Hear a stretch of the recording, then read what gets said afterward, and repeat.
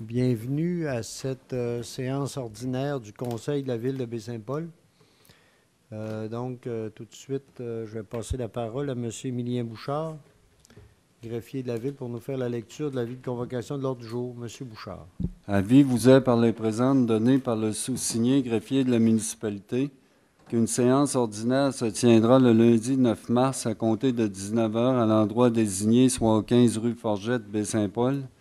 Les sujets traités seront les suivants, à savoir à ouverture de la séance, en B, adoption de l'ordre du jour, en C, lecture au dépôt des minutes, 1. Adoption du procès-verbal de la séance ordinaire du 20 janvier, en 2. Adoption du procès-verbal de la séance extraordinaire du 3 février. En D, règlement, consultation publique concernant la demande de dérogation mineure portant le numéro D 2019-26 pour le 6 chemin de l'Équerre, suivi s'il y a lieu de son adoption.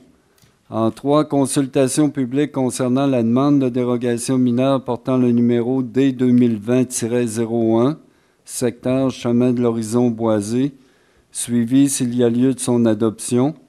En 5, consultation publique concernant la demande de dérogation mineure portant le numéro D 2020-02, secteur rue Saint-Édouard, suivi de son adoption s'il y a lieu. En 7, consultation publique portant sur le projet de règlement R741-2020, ayant pour objet de modifier le règlement relatif au plan d'urbanisme dans le but de permettre le dépôt d'une demande de dérogation mineure en bande riveraine, suivi en 8 de l'adoption finale du règlement R741-2020. En 9, consultation publique portant sur le projet de règlement R742-2020, ayant pour objet de modifier le règlement sur les dérogations mineures dans le but de permettre le dépôt d'une demande de dérogation mineure en bande riveraine, suivi en 10 l'adoption finale du règlement R742-2020. 11, consultation publique portant sur le projet de règlement R743-2020, ayant pour objet de modifier le règlement de zonage dans le but d'autoriser l'usage camping dans la zone V441, d'autoriser l'usage distillerie artisanale dans la zone C105, d'encadrer les ruches en lien avec la production d'hydromel et de permettre les spectacles à titre d'usage complémentaire à un restaurant. Suivi en 12, l'adoption du second projet de règlement R743-2020. En 13, consultation publique portant sur le projet de règlement R744-2020, ayant pour objet de modifier le règlement sur le PIA dans le but d'autoriser, dans certains cas, le matériau PVC pour le remplacement des portes, fenêtres et garde-corps. Suivi en 14, l'adoption finale du règlement R744-2020. En 15, consultation publique portant sur le projet de règlement R745-2020, ayant pour objet de modifier le règlement sur les permis, les certificats et les conditions d'émission de permis de construction dans le but de corriger un chevauchement d'articles, suivi en 16 de l'adoption finale du règlement R745-2020. 17, avis de motion d'un règlement qui portera le numéro R752-2020, ayant pour objet de modifier le règlement de zonage dans le but d'autoriser les services de buanderie dans le parc industriel Paul-René Tremblay, suivi en 18 de l'adoption du premier projet R752-2020. 19, adoption du règlement R746-2020, décrétant des dépenses en immobilisation et un emprunt de 1 735 000 $ remboursables selon des périodes à être définies à l'intérieur du règlement d'emprunt. En 20, adoption du règlement qui portera le numéro R748-2020, décrétant une dépense et un emprunt n'excédant pas 2 480 000 $ remboursables sur une période de 25 ans et visant le remplacement des conduites d'eau potable et sanitaire d'une partie du boulevard Monseigneur de Laval, l'ajout de tronçons cyclables et la réalisation d'aménagements paysagers, le tout y incluant les contingences, les taxes et les imprévus.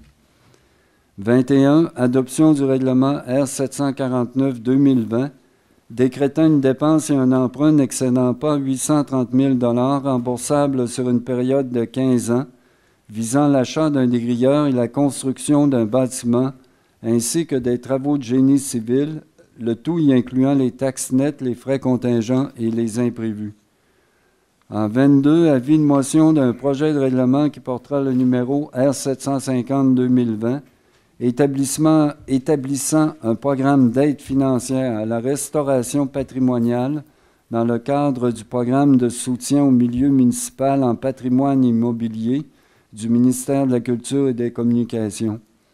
23. Avis de motion et présentation d'un règlement qui portera le numéro R751-2020, décrétant une dépense et un emprunt n'excédant pas 1 805 400 $ remboursable sur une période de 25 ans et visant la réalisation de la phase 3 du développement René Richard, le tout y incluant les contingences, les taxes et les imprévus. Résolution, administration et législation. 1. Correction à la résolution 20-02-062. En 2. UMQ, programme d'assurance des OBNL. En 3, TECQ, en 2014-2018, résolution pour terminer le programme. Et en B, nouveau programme 2019-2023. En 4, travaux sur le boulevard Monseigneur-de-Laval, passerelle en porte-à-faux et trottoir reliant le parc Saint-Aubin. En 5, domaine Charlevoix, cession des rues. Sécurité publique, 6, schéma de risque en sécurité incendie, rapport d'activité. Dans voirie hygiène du milieu, en 7, adjudication des soumissions suivantes. A pour le pavage, en B, machinerie, en C pour les matériaux. 8, travaux, Côte de la Chapelle, terrasse La Rémie, libération de la retenue. En 9, projet du pavillon Saint-Laurent, demande de certificat d'autorisation. Loisirs, parcs et culture, 10, demande de subvention au Fonds de développement de territoire. 11, le rendez-vous de la santé, 45e édition, le 17 mai 2020, diverses autorisations. Suivi en F, des affaires nouvelles, délégations, demandes diverses. En G, de la correspondance. H, lecture des comptes de 25 000 et plus et adoption des comptes du mois de février. Suivi en I, de la période d'intervention des membres du Conseil. En J, questions du public. Et en K, levée ou ajournement de la séance. Merci, M. Bouchard. Donc, je vais prendre une proposition pour l'adoption de l'ordre du jour. Je vais appuyer. M. Duchesne, appuyé de M. Boily. Donc, en C1, adoption du procès-verbal de la séance ordinaire du 20 janvier 2020. Donc, les membres du Conseil en ont eu copie. Donc, est-ce qu'il y a une proposition? Je vais le proposer. Je vais l'appuyer. M. Goudreau, appuyé de M. Pilote. Maintenant, pour l'adoption du procès-verbal de la séance extraordinaire du 3 février 2020. Est-ce que j'ai une proposition? Je vais le proposer. M. Boily, Je vais le seconder. appuyé de M. Goudreau. Consultation publique, donc, au point D, règlement, consultation publique concernant la demande de dérogation mineure portant le numéro D2019-26 pour le 6 chemin de l'Équerre. Donc, on est en période de consultation publique. Et donc, la nature de la demande ici, c'est, en fait, c'est en 4 points. C'est d'autoriser une largeur d'accès de 27,83 mètres sur le chemin de l'Équerre et de 25,05 mètres pour la rue Roi-Comeau, alors que le maximum autorisé est de 6 mètres. Autoriser une distance entre un accès au terrain et une intersection de 3,64 mètres, donc vers le chemin de l'Équerre, et 5,88 mètres vers la rue Roi-Comeau, alors que le minimum prescrit est de 10 mètres. Le troisième aspect, autoriser le stationnement à 1,47 mètres de la façade du bâtiment, alors que le minimum prescrit est de 1,50 mètres. Et finalement, d'autoriser une profondeur de stationnement de 4,73 mètres, alors que le minimum prescrit est de 5 mètres. Donc, l'analyse ici du service d'urbanisme, c'est... on considère ici que la dimension du terrain ne permet pas d'implanter les stationnements ailleurs, parce que la principale raison de cette... vous savez que les agents de la faune sont là, puis il y a également des bureaux là, qui vont être aussi installés à cet endroit-là. Donc, il y a une question de stationnement. Il y aura de la plantation d'aménager au coin de la rue. Et donc, entre la tête des stationnements et le bâtiment, il va y avoir de l'aménagement. Et donc, voilà, en gros, là, les raisons qui amènent cette demande de dérogation-là. Est-ce qu'il y en a qui sont ici en lien avec ça, qui auraient des questions, des commentaires? S'il n'y a ni questions ni commentaires, je vais clore la période de consultation publique. Rappelez que le comité consultatif d'urbanisme recommande au Conseil d'accorder cette dérogation mineure-là. Donc, est-ce que j'ai une proposition? Je vais le proposer. Madame Lamy, appuyée de M. Boily. Ça va? Maintenant, en 3D3, consultation publique concernant la demande de dérogation mineure, portant le numéro D2020-01 pour le chemin de l'horizon boisé. Donc, encore là, on est en fait, c'est pour 3 terrains. On sait où est situé le chemin de l'horizon boisé. Hein. C'est complètement à l'extrémité de la côte de Pérou, là, en allant au-delà dans le secteur de Saint-Placide. Donc, la nature de la demande est celle-ci. Le terrain 1, donc, c'est d'autoriser une superficie de terrain de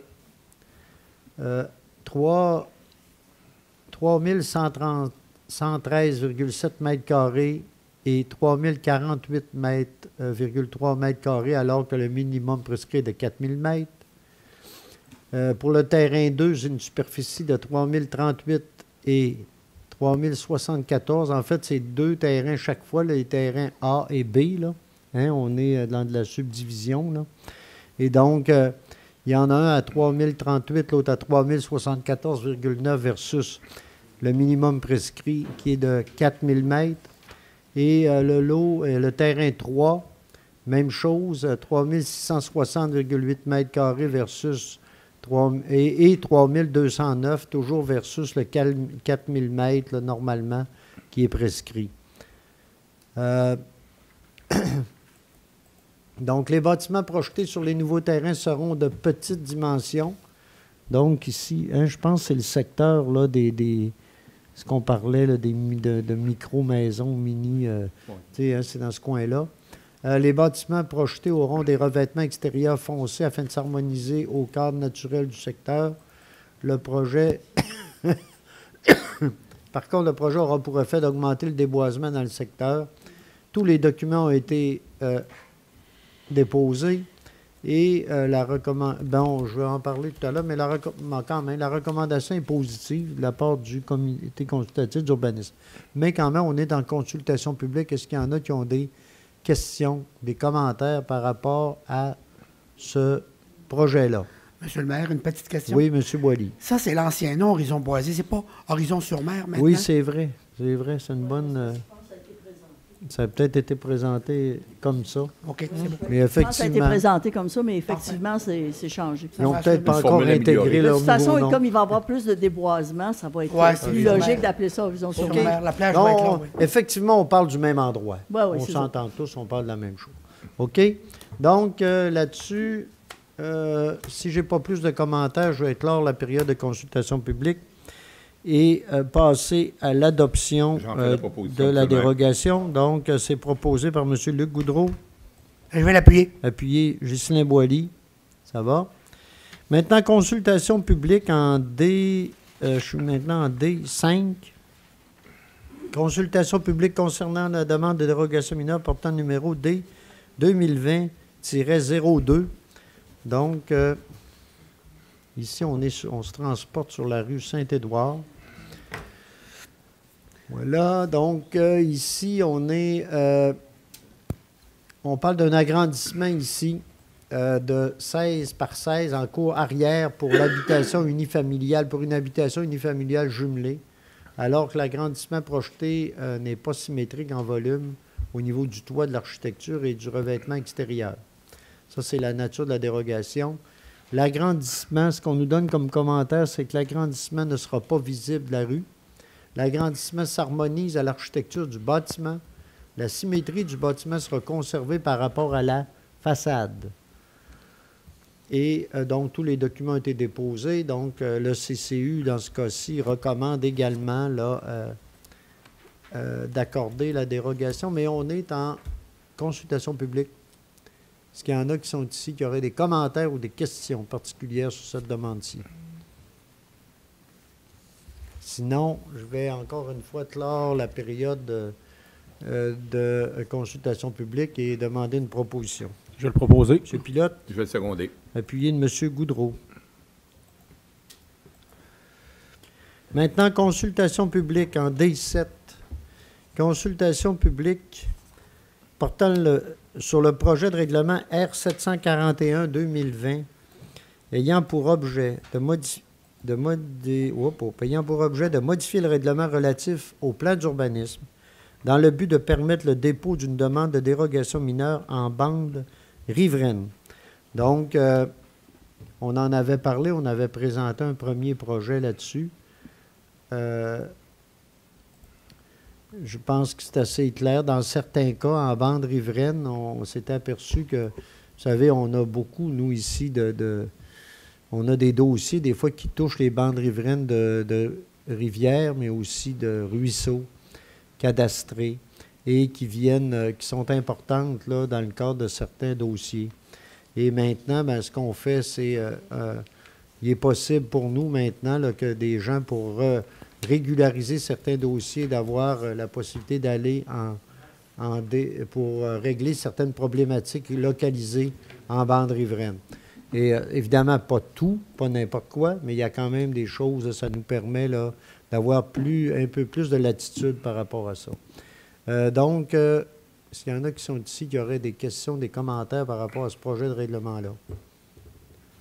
De l'intégrer à notre plan d'urbanisme.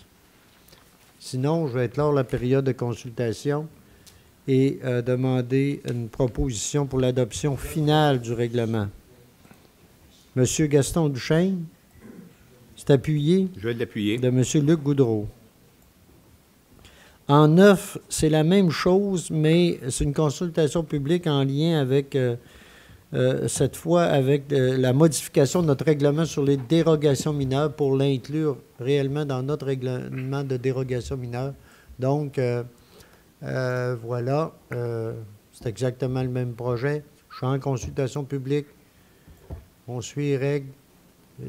Est-ce qu'il y a des personnes qui auraient des commentaires, des questions? Sinon, je vais clore la période de consultation et demander une proposition pour l'adoption. Je vais le proposer. Monsieur Duchesne, je vais le seconder. Appuyé de M. Goudreau. Point D11. Consultation publique portant sur le projet de règlement R743-2020 ayant pour objet de modifier le règlement de zonage dans le but d'autoriser l'usage camping dans la zone V441. Le V441, c'est le secteur du domaine des cimes, je le rappelle. Également d'autoriser l'usage distillerie artisanale dans la zone C105. Là, on parle ici d'encadrer les ruches en lien avec la production d'hydromel. Donc, on parle ici de la rue Saint-Jean-Baptiste, dans le secteur du Tony Charlot. Vous savez qu'ils ont fait une demande de projet, on irait dans ce cadre-là.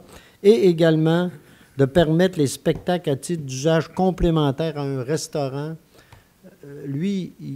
Ça serait pour l'ensemble de la municipalité, mais ici, c'est particulièrement pour répondre à une demande du restaurant chez Laurent.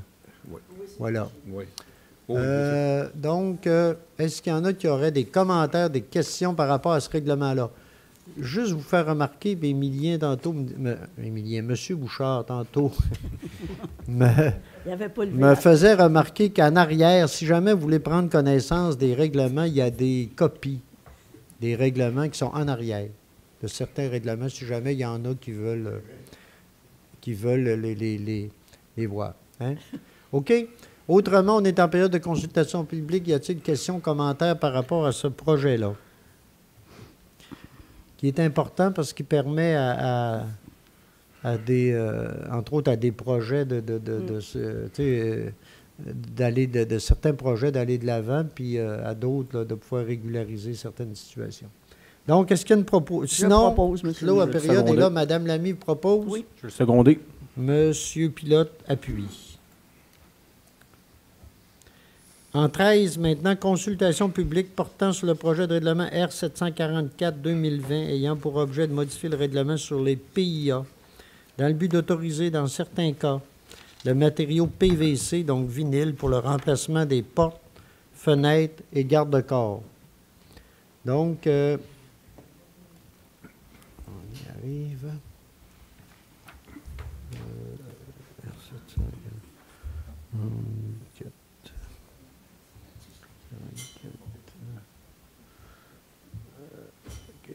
Donc, voilà, je vais simplement vous donner certains détails.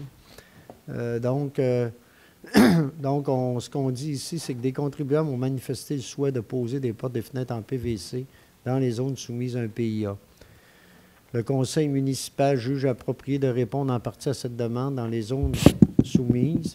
Les bâtiments qui ont une valeur patrimoniale, parce qu'on on retirerait du règlement, en fait, ce serait pour certaines zones, en zone PIA, mais non, on retirerait les bâtiments qui ont une valeur patrimoniale exceptionnelle, supérieure ou forte. Donc, eux conserveraient leur niveau de protection actuel. Donc, voilà.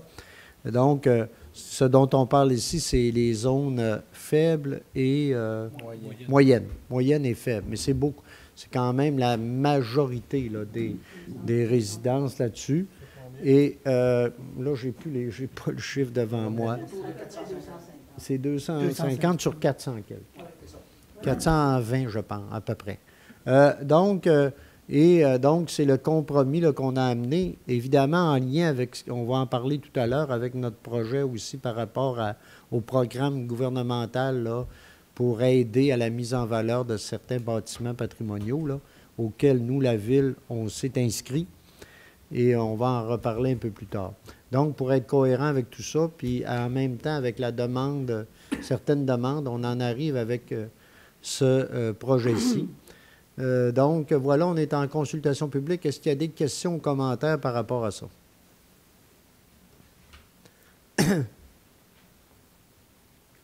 Ça va là-dessus? Je vais être lors de la période de consultation publique et demander une proposition pour l'adoption du règlement. Je vais l'appuyer.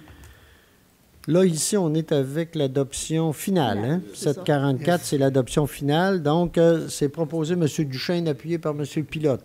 Alors, je vais demander le vote, M. Il y a un vote qui est demandé. Désirez-vous faire des... Vous connaissez, je pense que j'ai les déjà commentaires ont explicité déjà abondamment, que je résume pour trois éléments, allez-y. c'est-à-dire la santé, le développement durable et aussi les valeurs patrimoniales, qui, à mon sens, ne sont pas tenues en compte dans cette modification. Mais je ne vais pas plus loin, mais c'est dit déjà. D'autres commentaires? Aucun. C'est beau? Aucun. Donc, j'ai une proposition, une demande de vote. Quels sont ceux qui sont favorables? Quels sont ceux qui sont contre? Voilà, c'est adopté majoritairement.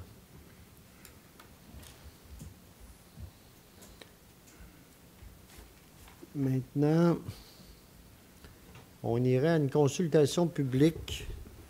Ça, c'est beau. Consultation publique portant sur le projet de règlement R745-2020, ayant pour objet de modifier le règlement sur les permis, les certificats et les conditions d'émission de permis de construction dans le but de corriger un chevauchement d'articles. Écoutez, ça, c'est plus une technicalité qu'autre chose, mais que souvent à l'usage de nos règlements, nos inspecteurs, nos urbanistes nous font valoir qu'il y a parfois des choses qui ne concordent pas. Puis on s'arrange pour être sûr de faciliter le travail de tout le monde, là. Et donc, puis ça facilite l'application de nos règlements. Et donc, c'est ce qu'on fait cette fois-ci. Donc, est-ce qu'il y en a qui sont ici qui auraient des commentaires, des questions particulières? Sinon, je vais clore la période de consultation publique, demander une proposition pour l'adoption finale du règlement R 745-2020. Je vais le proposer. M. Boily, appuyé de M. Duchesne. En 17, maintenant, un avis de motion d'un règlement qui portera le numéro R 752-2020, ayant pour objet de modifier le règlement de zonage dans le but d'autoriser les services de buanderie dans le parc industriel Paul-René Tremblay. C'est un avis de motion, mais rapidement, qu'est-ce qui nous amène... en fait, l'atelier Circonstance qui a décidé d'opérer la buanderie à Maison-Mère à Baie-Saint-Paul depuis le départ, en ont fait une entreprise intéressante au niveau de l'économie sociale, puis il y a des résultats intéressants qui fait que, pour différentes raisons, songent à s'installer dans leurs locaux qui sont déjà sur la rue Paul-René Tremblay, parce qu'à cause des problèmes de locaux, justement, Maison-Mère et tout, et il y a toute une analyse qui a été faite, là. Et donc, il y aurait possibilité pour eux là, de pouvoir continuer l'activité qui pourrait être intéressante pour eux à ce niveau-là. Donc, la notion au niveau de notre réglementation à Paul-René Tremblay, les services de buanderie actuellement ne seraient pas possibles. Donc, par cet amendement de règlement-là, modification de notre règlement, on viendrait permettre ce type de service-là là,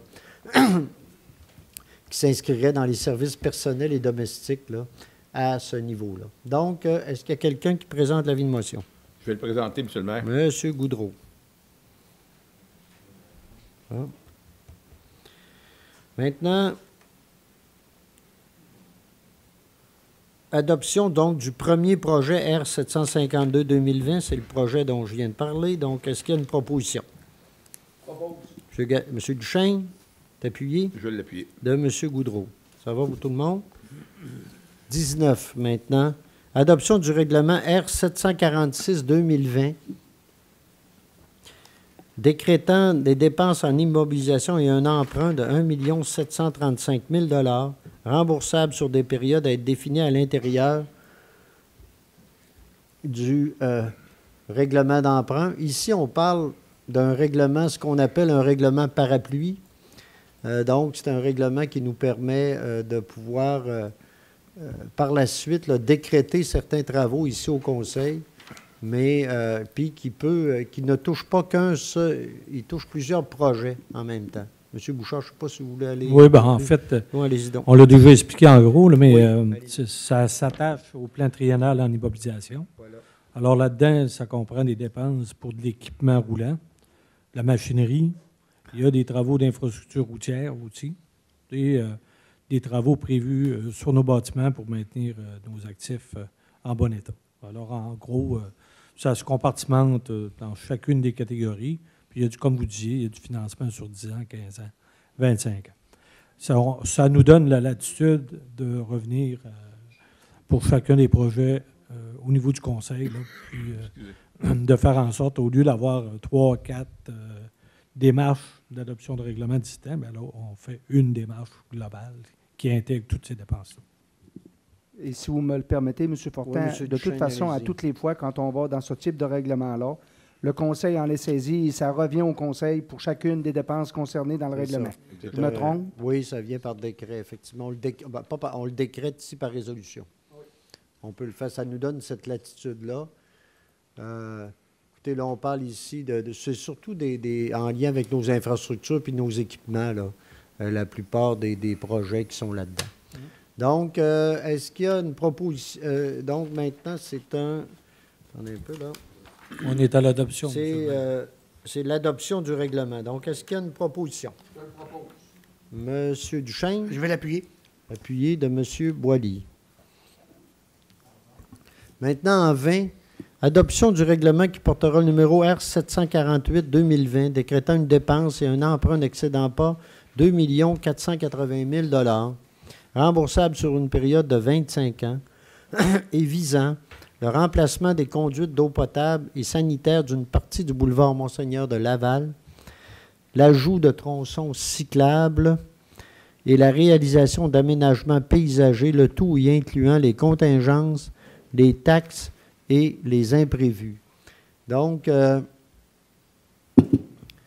ici, c'était, vous savez, on a fait un avis de motion, lors d'une dernière rencontre. On en a parlé. Vous savez que le ministère des Transports va faire des travaux de resurfaçage sur Monseigneur-de-Laval entre le pont de la Rivière-du-Bras et le pied de la côte de Pérou, là, environ, cet espace-là. Et nous, en même temps, on en profite pour refaire certaines infrastructures d'aqueduc et d'égouts. Et également, on veut continuer le cyclable qu'on avait commencé du côté de la compagnie Tremblay à aller jusqu'à la rue du Golfe. Et de l'autre côté, on ferait ça sur 2 ans. De l'autre côté, il y aurait un trottoir qui serait prévu là, dans ce secteur-là, qui irait rejoindre. Là, puis évidemment, on va discuter sur des questions du passage au niveau du pont de la Rivière-du-Bras, là, mais qui irait rejoindre le parc Saint-Aubin de l'autre côté. Donc, voilà en gros. Là. Et vous savez, il y a plusieurs... Là, on va avec un règlement pour 2 480 000, et on a de l'argent qui vient de la TEC là-dedans qu'on va pouvoir inscrire là. Puis il y a un autre programme également. M. Bouchard, rappelez-moi le titre du programme. Non, le titre. Oh boy, OK, excusez-moi de vous... Mais il y a un autre programme qui est intéressant, avec lequel... Je sais que ça finit par FU, là, mais... Ouais. Mais c'est intéressant. Donc, il y a 2 programmes qui font là, que on pourrait là, faire des travaux intéressants, mais à des coûts aussi intéressants à ce niveau-là. Donc, est-ce qu'il y a une proposition ici pour l'adoption du règlement? Je le propose. Je vais le seconder. Proposé M. Duchesne, appuyé par M. Goudreau. Exactement. Simplement dire aussi là-dedans qu'on est dans une zone de PPU, un plan particulier d'urbanisme, et que assez rapidement, là, on va discuter aussi avec les gens des secteurs concernés. Et aussi, M. le maire, il va y avoir probablement une séance d'information organisée au tournant fin mars, début avril, pour venir présenter la nature des travaux qui vont être réalisés. Parce que c'est des travaux intéressants qui couvrent plusieurs endroits, puis il y a des aménagements qui peuvent être intéressants, et ça mérite là, d'être présenté, effectivement. Ah, on a des choses. On a un petit peu de visuel. Là. On a des débuts, un teaser. Oui. Ça donne un peu l'esprit de ce qu'on On va un peu divertir les gens cet été. Les arbres ont poussé. Là, ce que ça pourrait... Là, là, les arbres ont poussé, mais... bonne.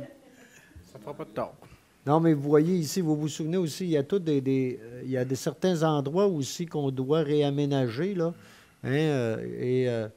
dont on va profiter pour le faire. Vous voyez ici le coin de la rue industrielle, le début de la rue Saint-Jean-Baptiste, entre autres, là.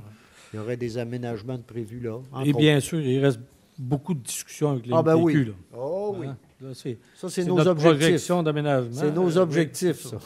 Jusqu'où on peut aller, on a encore du travail à faire, mais en gros, c'est des objectifs qu'on recherche. Et, vous me le permettez, M. Fortin? Oui. Juste mentionner que c'est le ministère quand même qui est maître d'œuvre des travaux et que pour nous avions des investissements importants à faire en aqueduc et en égout pour certains secteurs. Si vous voulez rappeler les secteurs plus problématiques, M. Bouchard, ce serait intéressant pour les gens de connaître au moins les différents tronçons où on agira sur l'aqueduc et l'égout. Okay. Monsieur le maire disait tantôt, là, la zone principale d'intervention pour ce qui concerne l'aqueduc, l'égout, ça va être compris entre le McDonald's et la rue du Golfe. Oui. Puis, on a une section dans le secteur pas très loin de chez Irving, là, à peu près une zone de 70 à 100 mètres d'intervention. De l'intersection de l'équerre. Oui. Là où ça brise tout le temps. Oui. C'est ça. Effectivement. Oui. C'est beau? Bon, voilà. Maintenant, adoption en 21 du règlement R749-2020 décrétant une dépense et un emprunt n'excédant pas 830 000 remboursables sur une période de 15 ans, visant l'achat d'un dégrilleur et la construction d'un bâtiment ainsi que des travaux de génie civil, le tout incluant les taxes nettes, les frais contingents et les imprévus. Ici, on parle de tout le secteur des étangs aérés, où on traite nos eaux usées. C'est dans ce secteur-là. Et on répond aussi à des exigences du ministère de l'Environnement également pour rendre conforme l'ensemble, qui sont conformes, mais qui sont en certains niveaux désuètes et qui datent de plusieurs années. Et on a des investissements importants à y faire. On continue nos investissements. Vous vous souvenez qu'on a fait nos stations de pompage. Là, on arrive avec le dégrilleur et peut-être dans pas tant de temps que ça, on aura besoin d'un étang supplémentaire. Ça, on s'en vient aussi avec ça. Donc, et le tout étant nécessaire dans le sens où les projets de futur développement pourraient être liés à ça, hein, à l'ensemble de nos installations. Donc, voilà, pour ce règlement-là, il y a une proposition. Je vais le seconder. M. Duchesne appuyé, M. Goudreau. 22, maintenant, avis de motion d'un projet de règlement qui portera le numéro R750-2020, établissement un programme d'aide financière à la restauration patrimoniale dans le cadre du programme de soutien au milieu municipal en patrimoine immobilier du ministère de la Culture et des Communications. Donc, on a... Mon Dieu.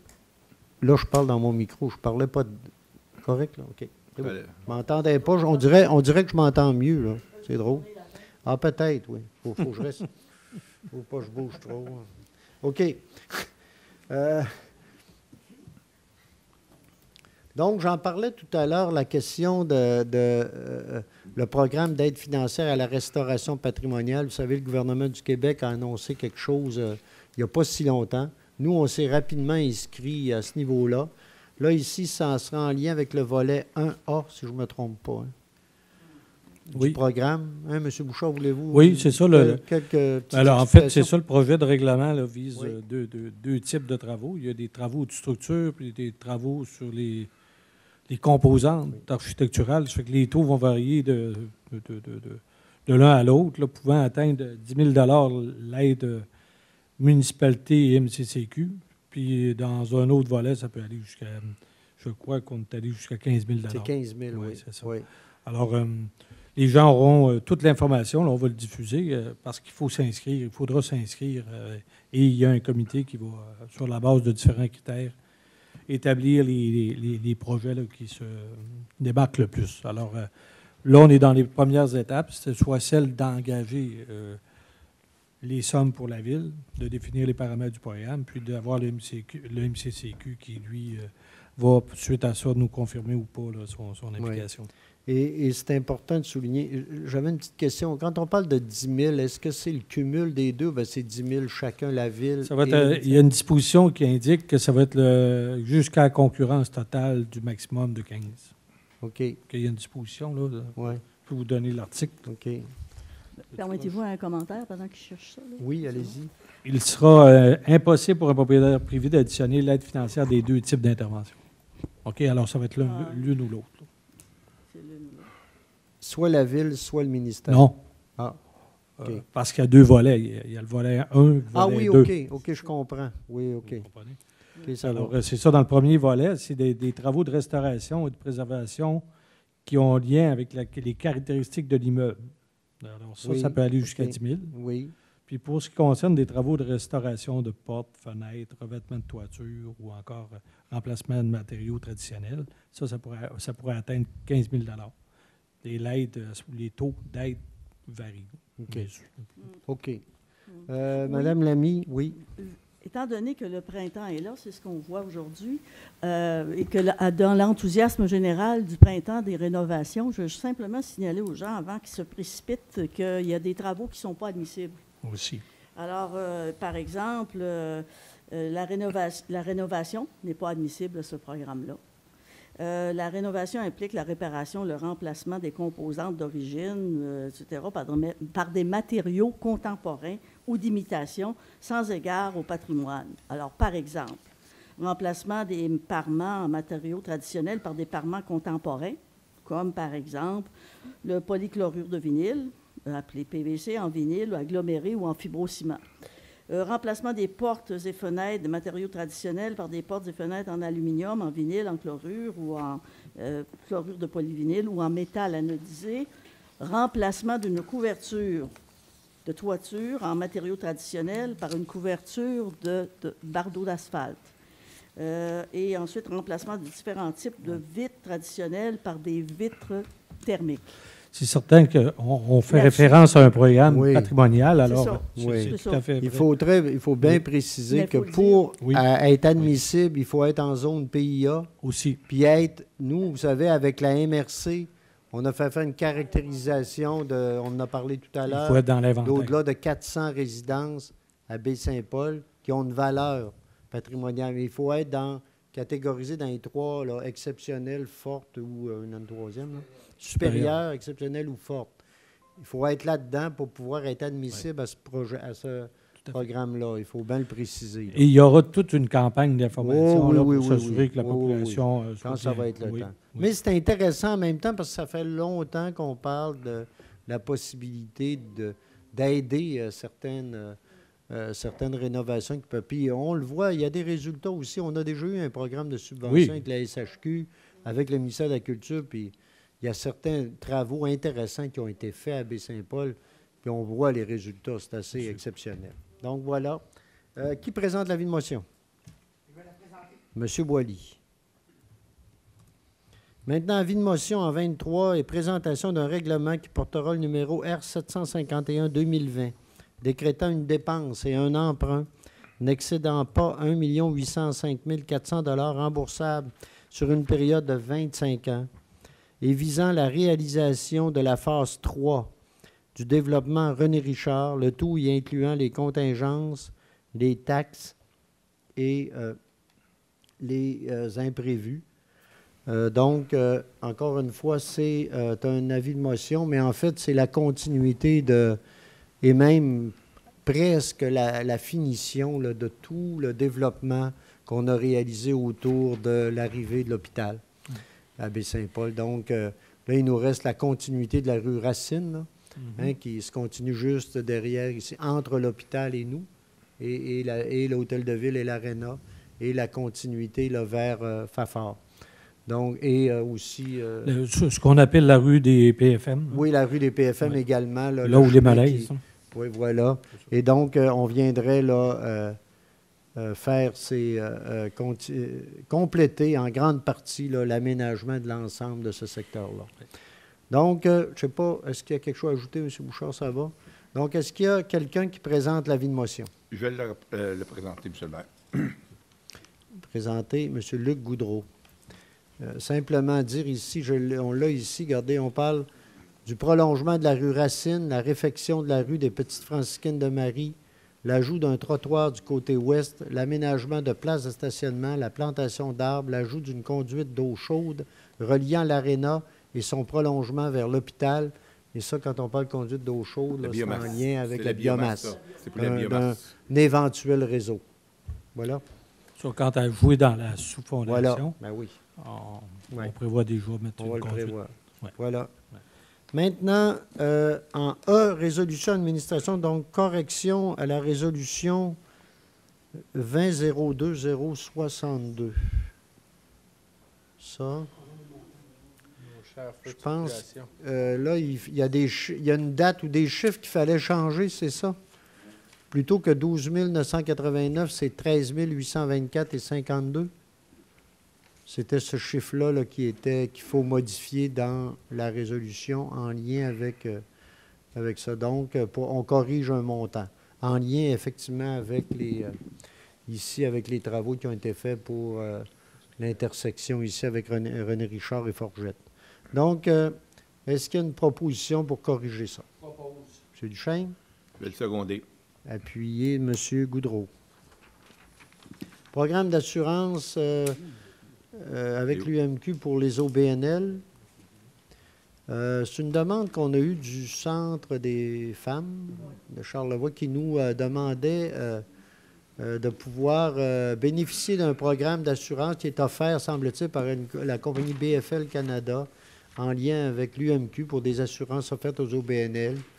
Mais pour avoir accès à ce programme-là, la Ville doit reconnaître l'OBNL en question comme étant admissible et c'est ce qu'on va faire ce soir. Donc, on va reconnaître le Centre des femmes comme étant un partenaire important de la Ville et pouvant être accessible là, à ce programme-là. Donc, est-ce qu'il y a une proposition? Je vais proposer, M. le Madame maire. Lamy, Je vais l'appuyer. appuyé de M. Boilly. Maintenant, la TECQ, donc, c'est ce qu'on appelle la taxe d'assises, TEC. hein? C'est ça? Oui. Donc, 2014-2018, on a en A, résolution pour terminer le programme. Donc, on ferait une résolution ici qui vient dire qu'effectivement, ce programme-là est bel et bien terminé, puis il est selon les règles de l'art. Donc, est-ce qu'il y a une proposition là-dessus? Je vais le seconder. M. Duchesne, appuyé de M. Goudreau. Et en B, on ferait une résolution également pour le nouveau programme, donc accepter puis adopter le nouveau programme 2019-2023. Donc, c'est... Attendez, les résolutions jusqu'au moment. Donc, on irait pour le nouveau programme, là, adopter les démarches qui sont faites actuellement. On le sait, on en a parlé. Il y a entre autres la route, on parlait 138. tantôt, Monseigneur de Laval, C'est ça. entre autres, là, dans lequel il va y avoir pas mal de la tech qui va être investie là. Grosse ponction. Une Ouais, grosse, la oui. grande majorité. Donc, est-ce qu'il y a une proposition? Je vais le proposer. M. Goudreau, c'est appuyé. Je vais l'appuyer. M. Boilly. Maintenant, travaux sur Monseigneur de Laval, passerelle en porte-à-faux et trottoir reliant le parc Saint-Aubin. J'en ai parlé un peu tout à l'heure. L'idée étant de faire une... c'est ça, je pense, M. Bouchard, l'idée, c'est...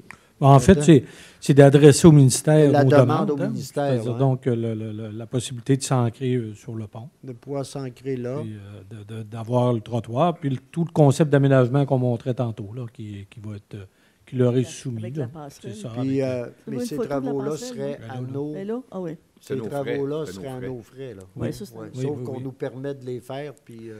oui, puis c'est dans ce cadre-là qu'on a Oui. adopté le règlement Ouais, tantôt, voilà. là, le projet de règlement. Donc, est-ce qu'il y a une... Ah non, ça ne coûte pas les deux. Les deux passerelles ne coûtent pas ça. Ah, La ok, partie, total, la partie aménagement, ça représente peut-être là, autour d'un 700 000 sur le total du sur budget l'ensemble, tantôt. Ouais. oui, OK. Ouais. Pour la première phase. Il y aura une deuxième phase. Pour boucler les petites lacs. L'année prochaine, là, Mais soit le c'est quand trottoir. même important, je crois, de mentionner que c'est ça, ça va venir boucler la boucle c'est là, ça. au Bien niveau sûr. des Le cyclables. petit Ça lac, va être plus exactement. sécuritaire aussi Ah oui. là, pour les Tout à fait. cyclistes et les piétons là, Oui. Puis, sur le Monseigneur de Laval.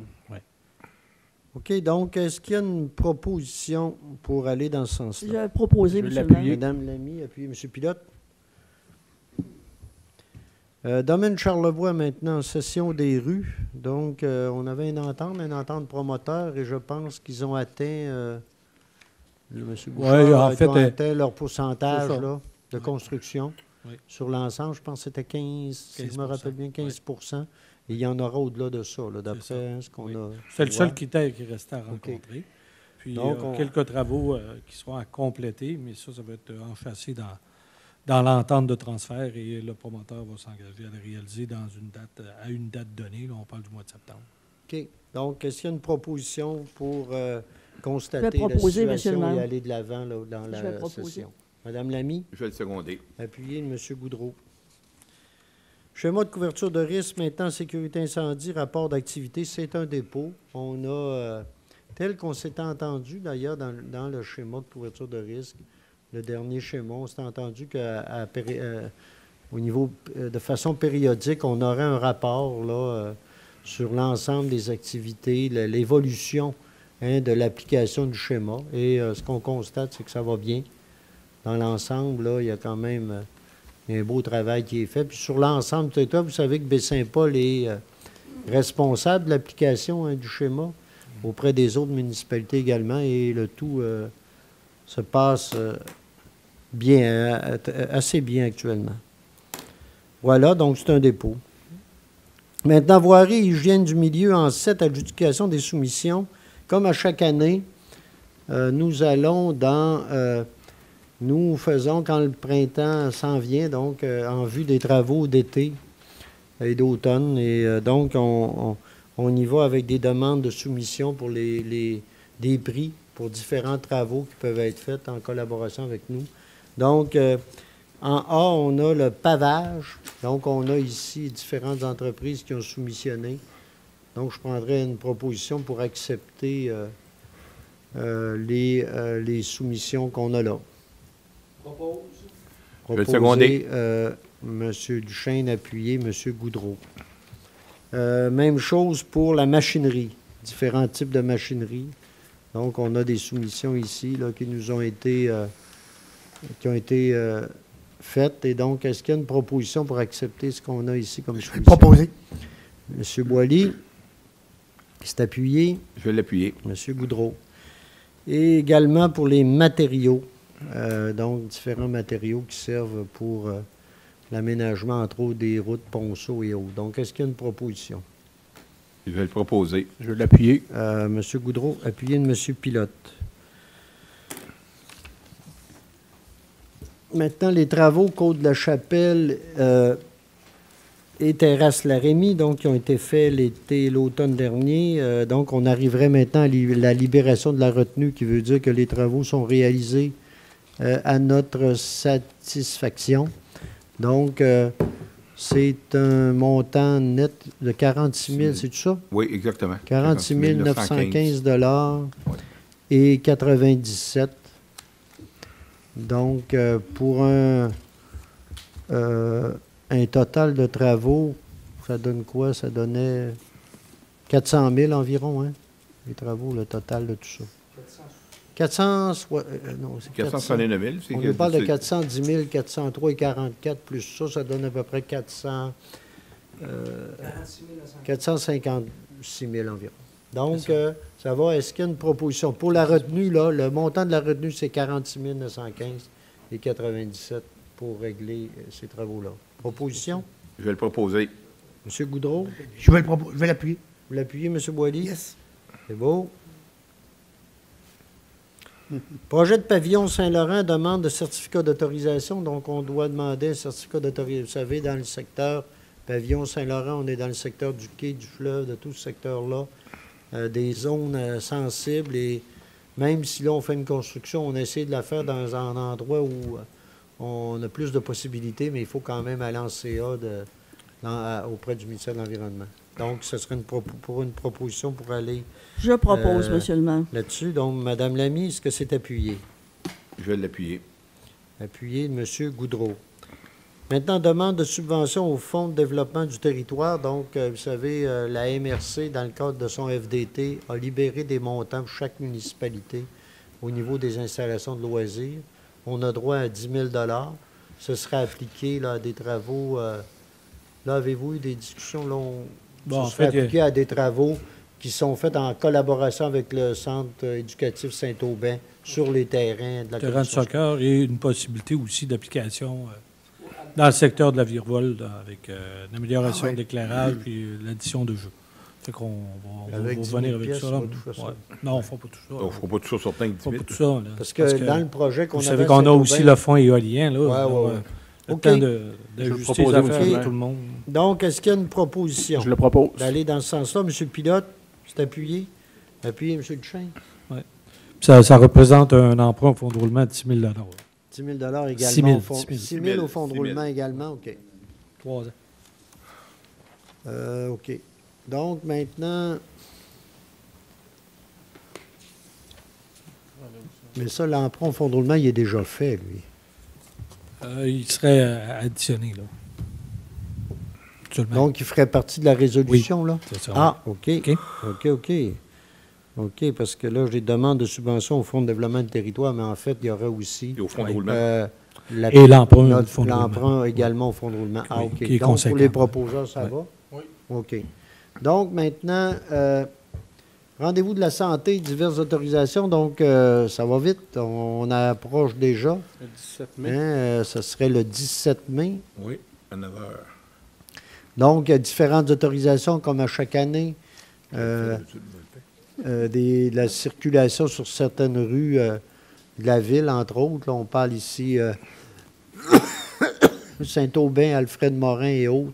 Donc, la route du relais, vous savez, hein, c'est un ensemble. Il y a à la fois c'est traditionnel, c'est au-delà de 40 ans maintenant. Hein. 45e, on est à 45e édition. C'est organisé par la ville de Baie-Saint-Paul et ça réunit bon an, mal an, là, au-delà de 500 personnes. Là, et même au-delà de ça. Donc, c'est intéressant. Beaucoup de bénévoles également qui participent. C'est une très belle activité. Et encore une fois, là, on irait avec les différentes autorisations pour tenir un événement les plus sécuritaires possibles, particulièrement. Donc, est-ce qu'il y a une proposition? Je vais le proposer. Je vais l'appuyer. M. Boily, appuyé de M. Pilote. Maintenant, correspondance. C'est un dépôt de la correspondance. Est-ce qu'il y a des questions ou commentaires? On en a pris connaissance. Oui. Pour les comptes maintenant, lecture des comptes, M. Bouchard, 25 Oui. 000 et plus? Oui. Alors, d'abord, dans le fonds d'administration, un premier déboursé de 25 915,67 $ à Énergie Valero.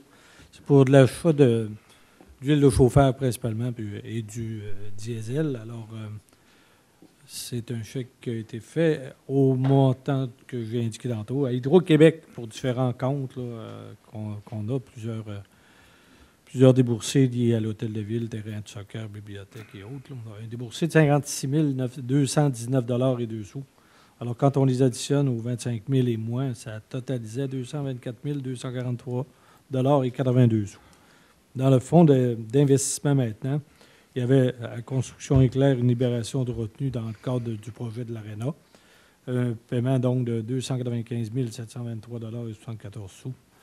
Et à Génécor, qui offre des services d'experts conseil pour le projet de la biomasse, un déboursé de 35 096,12 $. Alors, quand on les additionne aux 25 000 et moins, ça totalise 342 303,58 $ pour la période concernée. Ça complète, Monsieur le maire. Ça va. Donc, est-ce qu'il y a des questions d'abord? Non. Est-ce qu'il y a des questions? Excusez, je n'avais pas ouvert mon micro. Donc, il n'y a pas de questions. Est-ce que donc je prendrai une proposition? Je vais le proposer. M. Boily, appuyé. Je vais l'appuyer. M. Goudreau. Donc, maintenant, période d'intervention des membres du conseil. Ça va? M. Pilote? Oui. C'était hier, la Journée internationale des femmes. Donc, c'est pour souligner aussi là, toutes les femmes là, qui s'impliquent là, au sein de la société québécoise, que ce soit dans la gouvernance des institutions, dans le bénévolat, tout ça. Fait que je souligne officiellement là, votre contribution qui est plus qu'importante là, auprès de notre collectivité. Là. Donc, un beau bravo à ceux qui s'impliquent dans Charlevoix. Merci. D'ailleurs, là-dessus, je ne veux pas, peut-être Mme Lamy voulait réagir, mais de simplement dire qu'au niveau de la MRC, il y a un comité sur la parité, une politique paritaire, hein, qui recherche. Ben là, excusez-moi, mais je voulais juste dire que Mme Lamy nous représente la ville là-dessus, sur ce comité-là. Et là, je lui laisse la parole. J'ai pas eu le choix. Non, ça me fait plaisir de représenter le conseil là-dessus. D'ailleurs, à ce sujet-là, précisément, on a reçu aujourd'hui, je vais le transmettre aux membres du conseil, on a reçu cet après-midi de la part de la MRC, parce que c'est la MRC qui menait cette opération-là avec toutes les municipalités de Charlevoix-Ouest. Alors là, notre politique est terminée, on a terminé. Elle sera déposée à tous les maires de toutes les municipalités de Charlevoix-Ouest qui ensuite vont les transmettre aux conseillers. Mais auparavant, avant qu'elle devienne finale, les conseillers recevront, le conseil recevra, s'il veut faire ses commentaires avant la dernière version. C'est ce que j'ai su cet après-midi. Fait que je vais vous l'envoyer pour que vous puissiez le consulter. Je remercie M. Pilote là, de saluer toutes les personnes, toutes les femmes qui s'impliquent dans la région. C'est un beau côté des choses, mais en même temps, je voulais, puisque c'est toujours la Journée internationale des femmes, c'est toujours un moment aussi de réflexion, un peu de bilan aussi sur ce qui se passe. Il y a des choses heureuses, et puis il y en a d'autres qui le sont moins. Mais je pense qu'il faut à la fois mentionner les deux parce que c'est important. Alors, simplement, je propose ça à votre réflexion parce que je pense que c'est important pour guider l'action ensuite. Ce n'est pas juste pour mettre des chiffres puis parler des catastrophes puis parler des choses horribles, mais parce que ce sont des réalités qu'il faut confronter pour pouvoir justement trouver des solutions. Alors, saviez-vous que chaque jour, il y a 6 000 jeunes filles par jour qui sont l'objet de mutilation génitale. Ça veut dire que ça en fait 3 millions à chaque année. Ça veut dire qu'il y a cette mutilation génitale à peu près à toutes les 10 secondes. Beaucoup plus que le temps que je vais prendre pour vous livrer ce que je vais vous livrer. Il faut juste prendre acte de ce que ça signifie. 71% des femmes sont objets de trafic humain. Puis ça ne se passe pas juste en Afrique, hein. Ça se passe aussi en Amérique du Nord, où, par exemple, le trafic humain, c'est quoi? On va chercher de la main-d'œuvre qu'on importe ici, puis on les paye, on les séquestre, on leur enlève des passeports, et puis on les fait travailler quasi comme des esclaves. C'est ça, le trafic humain aussi. Il y a 750 millions de filles qui se marient avant l'âge de 18 ans. Ça, c'est des statistiques dans le monde, c'est des statistiques des Nations unies. Alors, pourquoi? Vous me direz, c'est pas grave de se marier avant 18 ans. Certainement pas. Sauf que là, il y en a beaucoup. Alors, ça veut dire que ça trahit quelque chose, un trait de culture qu'il faudrait regarder d'un peu plus près, parce que est-ce que ce sont tous des mariages d'amour? On peut peut-être se détonner par consentement mutuel. Il y a aussi un féminicide sur 2 qui est le fait d'un proche. Et ça, c'est très grave. Il y a eu, cette année, au Canada, 63 féminicides. Et on peut juste réfléchir, c'est pas si loin hein, de chez nous. Récemment, vous avez vu le meurtre, vous avez entendu parler du meurtre horrible d'une jeune fille de 13 ans qui, en fait, a été tuée par un voisin. Alors, c'était pas loin de chez elle, un voisin en qui elle avait confiance.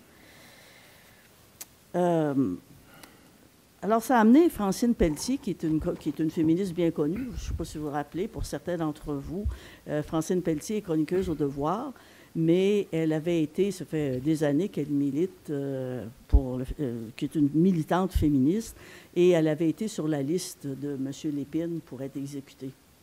Alors, elle écrivait à propos justement de la Journée internationale des femmes, puis je pensais que je vous proposerais brièvement sa réflexion, parce qu'elle se dit...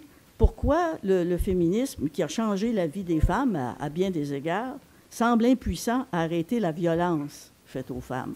Et je pense que c'est une très bonne question. Pourquoi on note de façon générale au Canada, puis dans bien des pays, une hausse des agressions sexuelles, alors que parfois il y a une diminution de d'autres types de crimes? Alors il y a de quoi s'étonner. Alors, parce que le féminisme a permis aux femmes de voter, de contrôler la maternité, de sortir de leur maison, d'être considérées comme les égales des hommes. Alors, pourquoi il y a un degré de violence aussi élevé envers les femmes? Est-ce que c'est parce que trop d'hommes ont de la difficulté à comprendre ce qu'ils vivent émotivement? C'est sa thèse. Et elle dit, les rapports humains ne peuvent pas se légiférer comme on légifère la santé, le travail, etc. Et si c'est un problème de gestion de l'émotion, il est clair que certains hommes, dans des situations difficiles, se sentent dépossédés. Il se peut que certains d'entre eux recourent à la violence, et c'est peut-être là qu'il faudrait intervenir pour essayer de corriger le problème. Donc, c'est peut-être que, justement, cette violence est l'expression d'une vie émotive mal gérée. Alors, il faudrait donc plus de psychologues, il faudrait plus d'aide pour les gens qui ont des pulsions de ce genre-là. Puis, en même temps, pour terminer, je vais vous signaler quand même une belle réalisation pour revenir à quelque chose de aussi autre, de différent. Il y a eu une belle réalisation que je vous invite à aller voir à la bibliothèque, l'exposition de femmes, de plusieurs femmes de Baie-Saint-Paul et d'ailleurs aussi de la région, et ça s'appelle Les Visuels. C'est très intéressant. C'est leur 3e année, hein, Monsieur le maire, qu'elles exposent. Plus que ça, même? Oui. En tout cas, c'est vraiment très bien. C'est très intéressant et chaque année, le thème change. Puis là, j'ai parlé tout à l'heure de la nouvelle politique de parité qui veut encourager et supporter la présence des femmes en politique municipale. Je ne saurais faire plus appel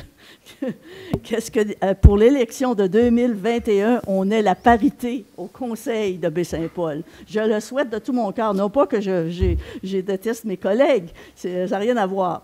C'est simplement que je pense qu'on a besoin de plus de femmes, ça ferait du bien. Alors, moi, je crois qu'ensemble, on peut changer des choses et que ça prend des visions. Les hommes et les femmes, on a parfois des visions différentes sur certains problèmes et puis ça ne ferait qu'enrichir notre collectivité si on pouvait y arriver. Et agrémenter le décor. Ben, là, ça, c'est autre chose. Et simplement, effectivement, la question des femmes en politique. Oui. Mais rappelez simplement qu'à la ville, nous, quand même, on a une... sans avoir une politique comme telle, pour nous, là,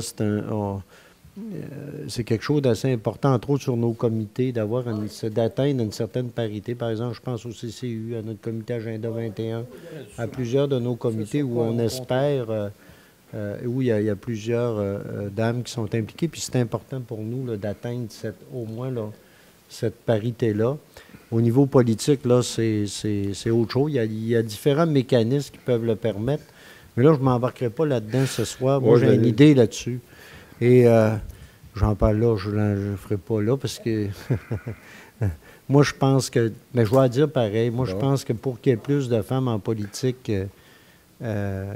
municipale, il devrait y avoir des partis politiques. Et ça aiderait. Mais c'est correct. Puis, c'est une approche personnelle. Mais M. le maire, à part ça, on a besoin aussi de choses. La politique de parité qu'on va adopter propose aussi des moyens.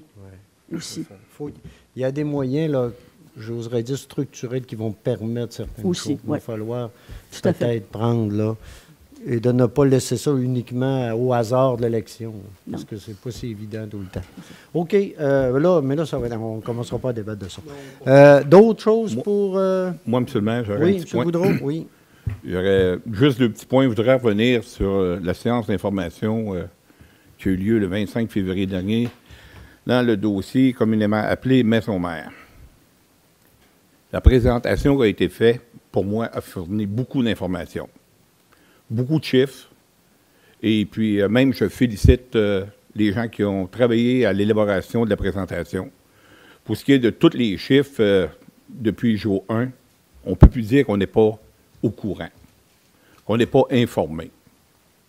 Par contre, moi, ce qui m'a interpellé ce soir-là, c'est qu'à plusieurs reprises, on a fait mention que Maison-Mère atteindrait l'équilibre budgétaire en 2022.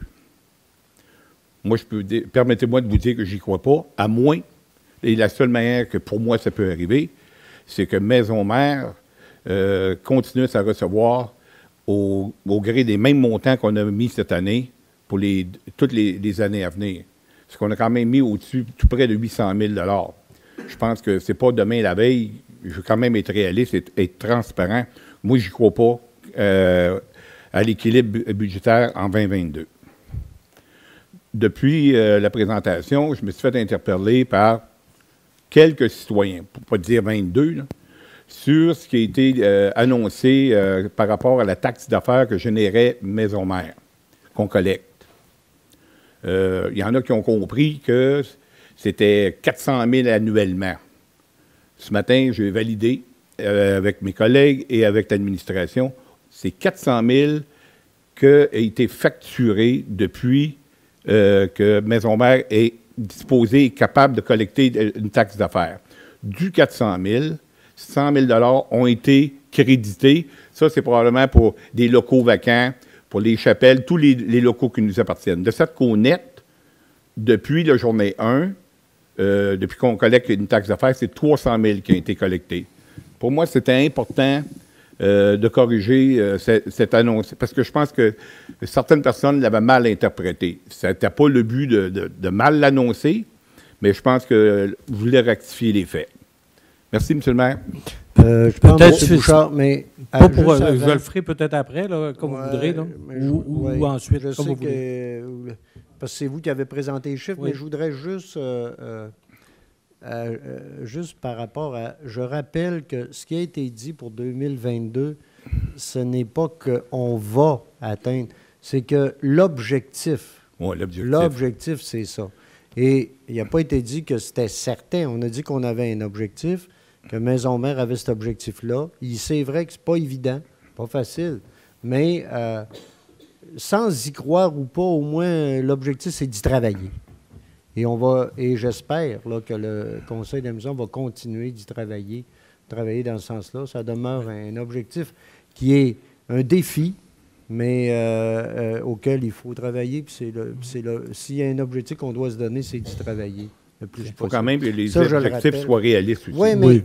non, mais regarde, nous, notre objectif, c'est vraiment d'atteindre le plus près possible de ça.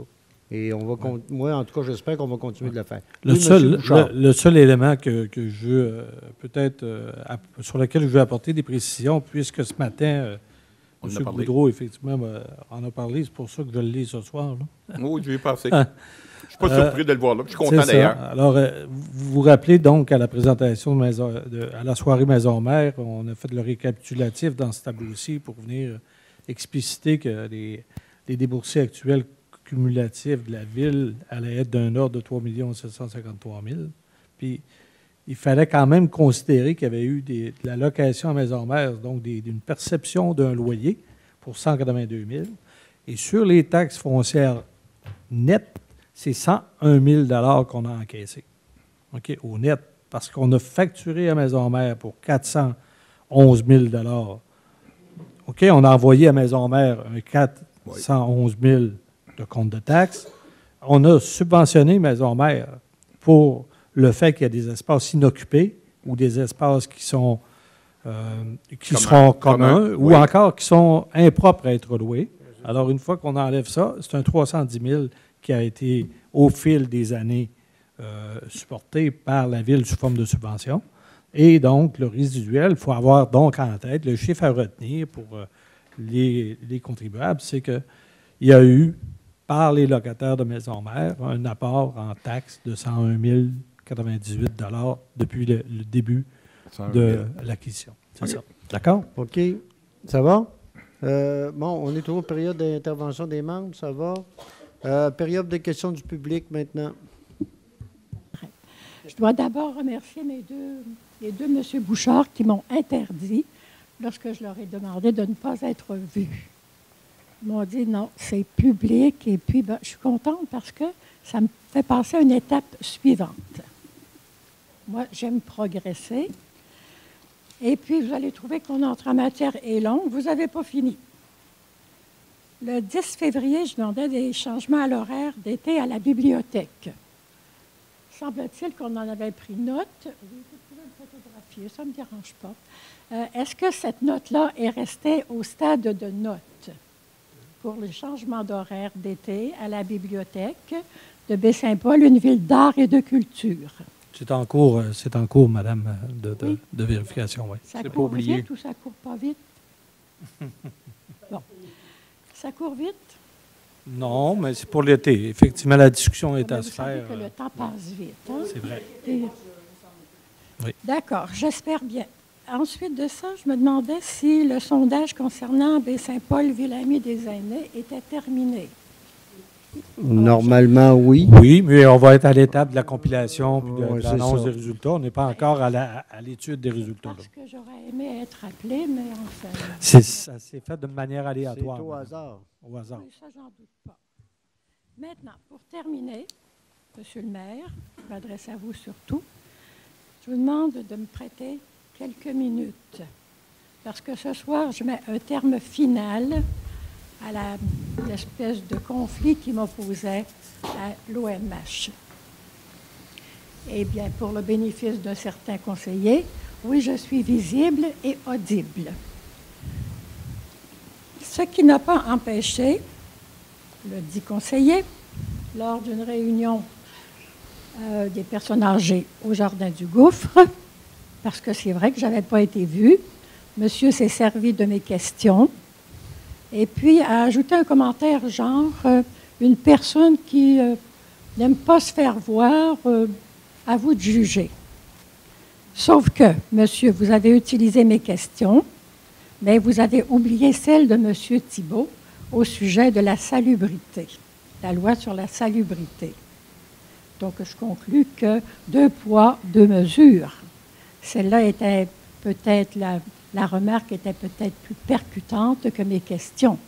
Mais je dois vous dire aussi que le 10 février, vous auriez eu intérêt à ne pas être vu, parce que sur votre face, on voyait un malaise très palpable.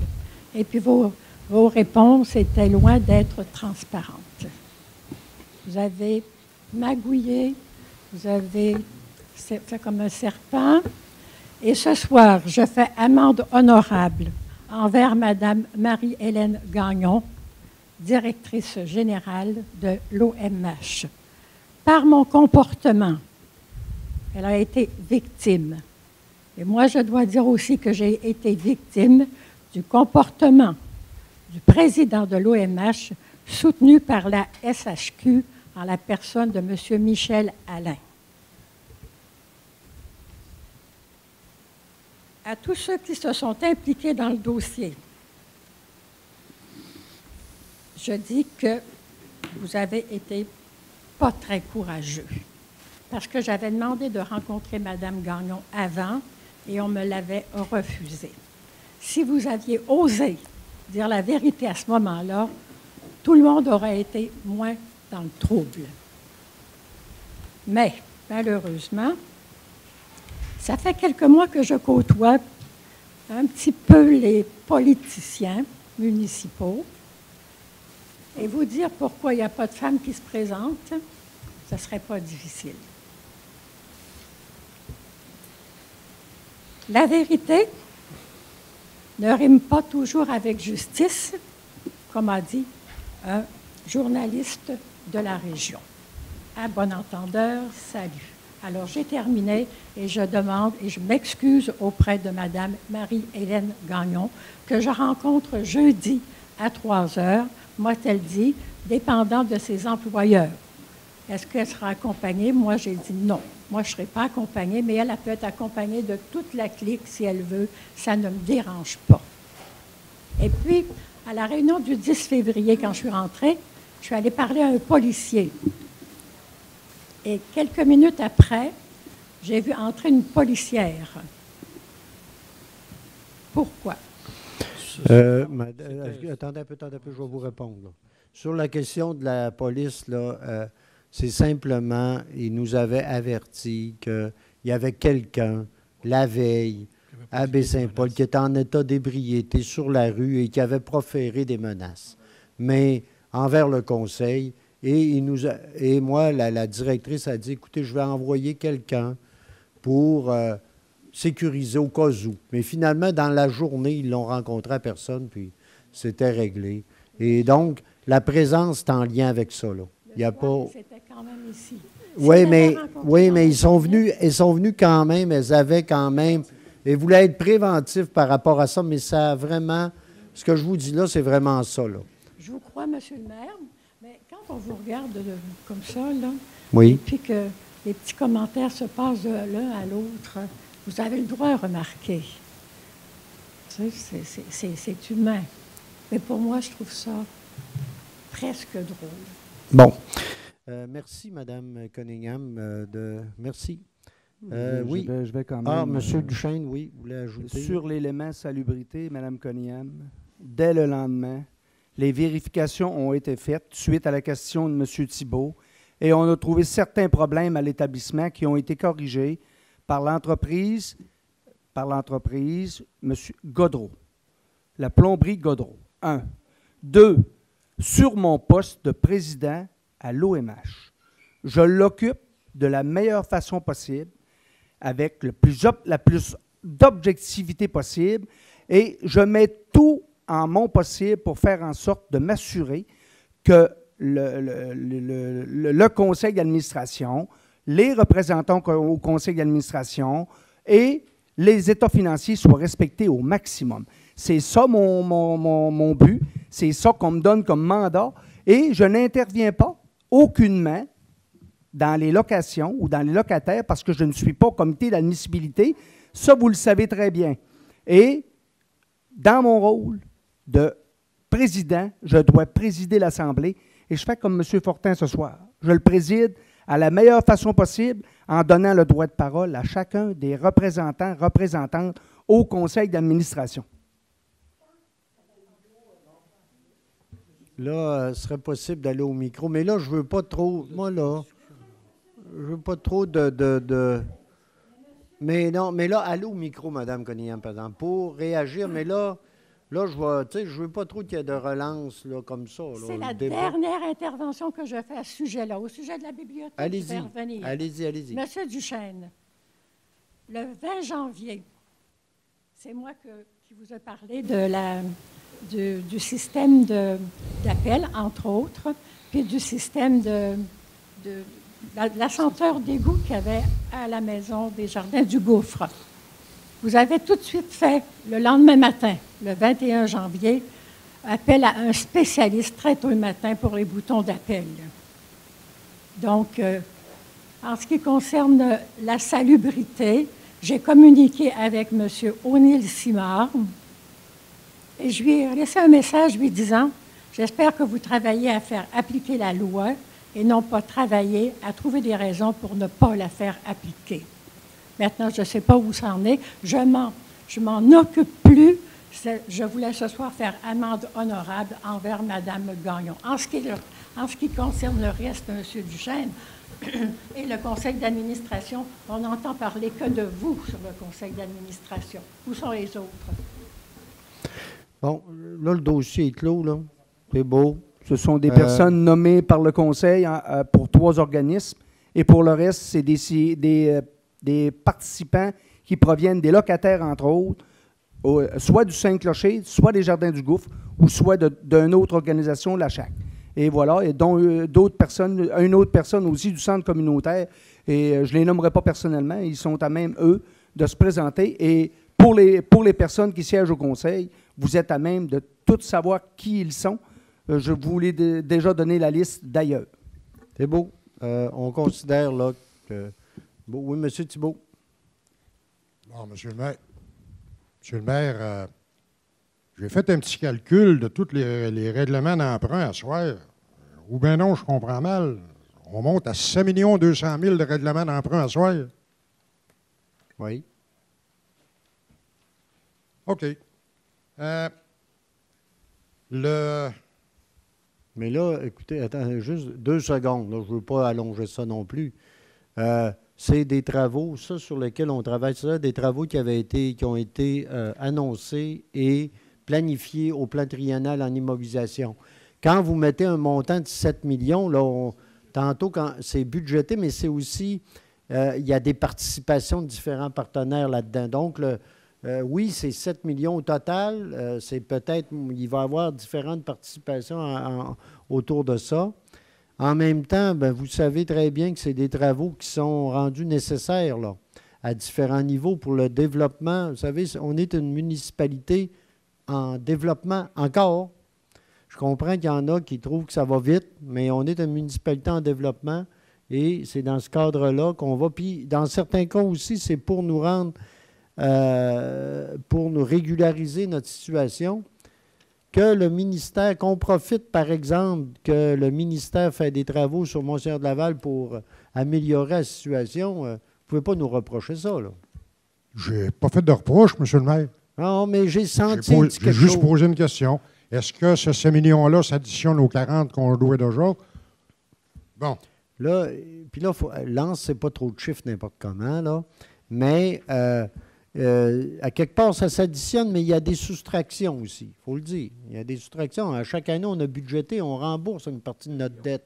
Fait que quand tout ça est mis ensemble, on verra le résultat. Là. Les états financiers vont être présentés dans peu de temps. On verra les résultats. Alors, vous avez accepté une demande de dérogation là, pour une buanderie. Oui.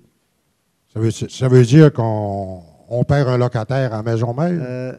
Écoutez, on a la question... D'abord, là, il y a des discussions qui se continuent. Là, il y a une demande qui est faite là-bas, mais l'objectif de Maison-Mère aussi, c'est de permettre à des entreprises d'éclore puis de progresser. Progresser à Maison-Mère actuellement, il y aurait des gros changements à faire. Tout a été analysé. Puis, il y a d'autres discussions avec d'autres personnes qui pourraient être remplacées aussi à Maison-Mère. Donc, ça a été calculé par Maison-Mère et les différentes personnes et il n'y aura pas, d'après ce qu'on calcule, il n'y aura pas de perte financière là, avec ce transfert-là. J'espère. Le conseil d'administration actuel de Maison-Mère, oui. Il a été nommé par qui? Il a été nommé par il y a une partie des gens qui sont désignés par la ville de Baie-Saint-Paul. Les autres ont été nommés par des représentants de Maison-Mère en Assemblée générale. Mais c'est la ville qui a déterminé la façon de fonctionner pour le CA. Et c'est nous avons nos personnes à nous, puis on a désigné des personnes représentant le milieu. Et des gens qui, évidemment, nous ont manifesté de l'intérêt. Et donc, il y a une personne qui représente les locataires, hein, aussi qui est là. Les autres représentent, on a essayé d'y aller avec la représentation selon les milieux d'intérêt. Par exemple, la question institutionnelle, la question des gens d'affaires, la question donc, pour nous, c'est important d'avoir des gens à ce niveau-là. C'est la ville là, qui leur en a fait la demande. Et ces gens-là, dans certains cas, il y en a qui n'ont pas voulu s'impliquer, mais la majorité, à date, nous ont dit oui et qu'ils étaient prêts à s'impliquer avec nous. Ben, moi, dans le document que j'ai, M. le maire, administrateur occupant de Maison-Mère, oui. Vacant. Oui, parce que la personne vient de quitter. On a 3 personnes. Au prochain CA, on va désigner une personne. Tous les gens que je vois là, M. le maire, là, oui. D'après moi, ils ont été nommés par la ville. Oui, ils ont été nommés par la ville, oui. Je m'excuse, là, ils ont été nommés par la ville au premier CA. Il y a des gens qui, en cours de route, quittent, reviennent, mais mais ce que je vous dis, ils ont été nommés, mais en même temps, on les a nommés, mais suite à différentes... Quand on a fait le conseil d'administration, on a voulu avoir des représentants qui représentent différents secteurs d'activité de Baie-Saint-Paul ou de Charlevoix, et même au-delà, même en dehors aussi, et qui peuvent qu'on pense être des gens qui peuvent être des bons administrateurs pour un projet comme Maison-Mère. Donc, le maire, monsieur le maire est président du conseil d'administration. Oui. Monsieur le maire a nommé des administrateurs avec lui. C'est ce que je comprends. Moi, OK, on va passer à une autre question. Non, M. Thibault, là, je ne considère pas que c'est M. le maire qui a nommé tous les administrateurs. Le conseil municipal était au courant et on en a parlé ensemble. Et là, c'est pas... Moi, écoutez, là, c'est vrai que ces gens-là, j'ai participé à la nomination, puis c'est des gens pour qui, moi, je pense en qui on a confiance, qui peuvent nous aider à faire marcher ce projet-là, puis on continue de le faire. Pour l'obtention, pour l'achat d'une carte de membre, est-ce qu'on vient à l'hôtel de ville ou s'il faut se présenter à Maison-Mère? Ça, on a à déterminer. On va déterminer tout ça. C'est le CA qui a à travailler ça. Oui, mais M. le maire, le prochain conseil... En temps et lieu, ça va être annoncé. En temps et lieu, ça va être annoncé. Le mécanisme de tout ça, il faut quand même... comme il faut analyser nos règlements généraux puis voir comment on peut travailler ça. Ça va être annoncé en temps et lieu. Avant le 29 de mai, j'espère. En temps et lieu, ça va l'être. L'Assemblée des membres... Monsieur Thibault, ça va être fait en temps et lieu. Je ne peux pas vous dire d'autre chose. J'espère que ça ne sera pas le 28 de mai pour la réunion du 29. Monsieur Bouchard, vous avez en main, je pense, pour mettre sur l'écran les documents de la présentation de Maison-Mère. Les avez-vous? Le même que tantôt. J'aimerais ça aller à la page 15. On a seulement à la page 15, oui, vous avez un diagramme oui. des revenus en rouge oui. et les dépenses en bleu. Oui. Dans la colonne, sur la ligne des revenus, 2018.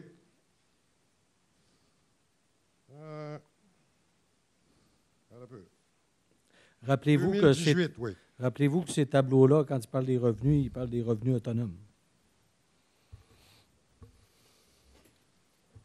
Non, ça, c'est les dépenses. Les revenus, 1 077 240.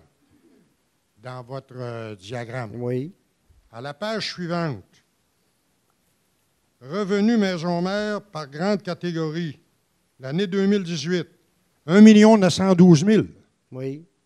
1 067 000. Oui. En 2019, 1 079 625. La page suivante, 1 396 000. Mais c'est que les chiffres ne coordonnent pas.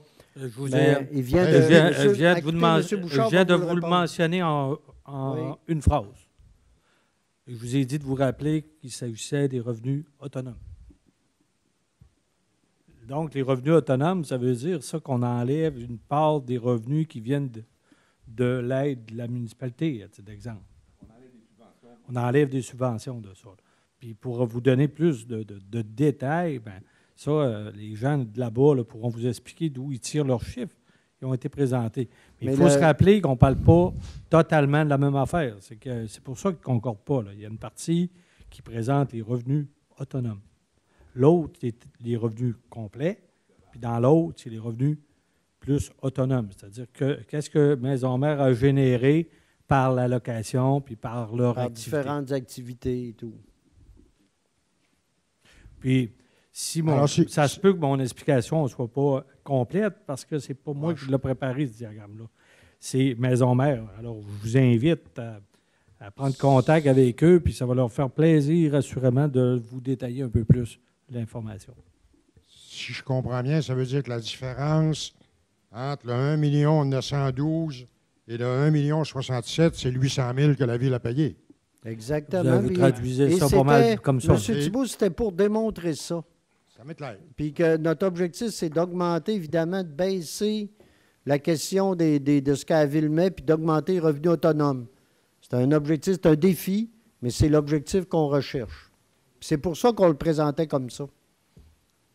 Est-ce que dans l'entretien de maison mère, si je prends par exemple le déneigement l'hiver, est-ce que les locataires de maison mère contribuent au déneigement? Ben, en fait, ça sert Ou si c'est inclus dans le prix du loyer? C'est Oui. ça. C'est Vous venez de inclus dans le coût de- répondre. C'est votre c'est inclus deuxième dans le coût du loyer. intervention. Ouais. Merci. C'est beau. Alors, dans un premier lieu, je vous remercie d'avoir donné suite à la demande d'information qu'on vous avait demandée. Ça nous a éclairé sur certains points de vue. Je dois vous dire en partant que quand on fait des interventions, on a toujours l'air d'être contre des projets. Mais pour me faire une tête face à la maison mère, j'aurais besoin qu'on me réponde à 4 questions qui ne sont pas agressives, mais qui sont purement mathématiques. La première, quel est le pourcentage actuellement d'occupation de maison mère? Ma deuxième, quel est le total de pieds carrés que vous avez alloué? Ma troisième, quel est le coût du pied carré de chaque locataire? Et combien vous chargez à vos locataires? Ça, j'aurais aimé avoir les réponses à ça. Votre démonstration, là, fut celle d'Ivanhoe Cambridge quand ils veulent nous vendre des locaux dans des centres d'achat, avec des beaux diagrammes, puis en fin de course, ça s'avère tout à fait faux. Moi, j'ai connu quelqu'un à Saint-Paul qui s'est laissé aller face à une telle intervention, des beaux diagrammes, tant de chiffre d'affaires, tant de population, puis au bout de 6 mois, il avait fermé. Moi, je ne suis pas agressif, là. Je veux juste qu'à un moment donné, est-ce que vous chargez à vos locataires le prix qui est normal? Et quand vous avez dit à du privé que vous ne leur chargiez pas, vous ne retombiez pas le montant, votre façon a été de nous dire, on ne vous chargera pas le montant, mais on va aller chercher d'un contribuable. Moi, je suis bien d'accord d'encourager le privé. Je suis dans le privé. Mais cette réponse-là ne me satisfait pas. donnez-moi des réponses, M. Bouchard, à ces 4 questions-là, puis après ça, on pourra parler. Je ne vous demande pas de répondre ce soir, mais je me serais attendu à cette soirée-là, qui fut une soirée de super belle promotion, je me serais attendu à des chiffres. Et c'est là que je m'arrête. Merci beaucoup. On va, là, il y a 4 questions. On va répondre. Et écoutez, là, qu'est-ce que vous voulez que je vous dise? Vous considérez ça comme de la grosse promotion. On a quand même présenté des chiffres. De là à dire que tout est faux, là, ça, vous êtes totalement dans le champ. Mais c'est correct. C'est correct, je vous comprends. Mais vous pouvez lancer n'importe quoi, c'est correct. Ça. C'est beau. C'est beau. Mais non, c'est pas vrai que c'est totalement faux. Je ne vous dis pas. Excusez. Je vous ramène à l'ordre. C'est ce que vous avez dit. Je ne vous dis pas que tout est faux. Oui, vous avez dit ça. Non. Je vous dis de vous ramener à la réalité, tout simplement. Oui, vous déformez mes paroles. Vous avez dit que le résultat était faux. Non, j'ai jamais dit ça. Oui, bien voyons. On vous enregistre. Vous écouterez. Ben, c'est parfait, je vais m'écouter. Vous allez le voir. Parfait, merci. C'est beau. Vous savez, il y a une partie des réponses que je peux vous donner, mais pour être plus précis, et je vais me garder la possibilité de vous les donner plus tard. D'accord? Parce que déjà, dans les réponses, on sait ceci, c'est-à-dire que le taux d'occupation oscille autour de 55 à 60 %. On sait, dans les réponses précises, dans les réponses précises, vous savez, on a 175 000 pieds carrés. Oui, il y avait une acétate, M. Simon, il y avait une acétate. Non. Ah, bien évidemment, c'était sûr, c'était mon objectif. Non, C'est clair? Oui. Mais là, si vous me permettez, une autre. Vous avez aussi dans la présentation, je ne sais pas si vous vous souvenez, on a fait une présentation dans laquelle on disait comment se structurait la participation de la ville dans le montage financier puis dans l'aide qu'on accorde. Et par rapport à ça, on a exprimé le pourcentage d'occupation qu'on avait. En fait, la partie louable, là, ça se traduit en centaines de mille pieds carrés, là, parce qu'il y a des parties qui ne seront jamais louables, parce que c'est soit des aires communes, c'est soit des lieux qui sont dédiés, par exemple. Oui, je vais tout vous apporter. Ben oui, je vais vous envoyer ça même à vous. Oui. Okay? Avec plaisir. Oui. Oui, bien, on vous apportera des précisions. Oui. C'est beau. Autre question? C'est beau. Donc, s'il n'y en a pas d'autres, écoutez, je vais prendre une proposition de lever de l'Assemblée et vous souhaiter une bonne fin de soirée à tout le monde. Voilà, merci.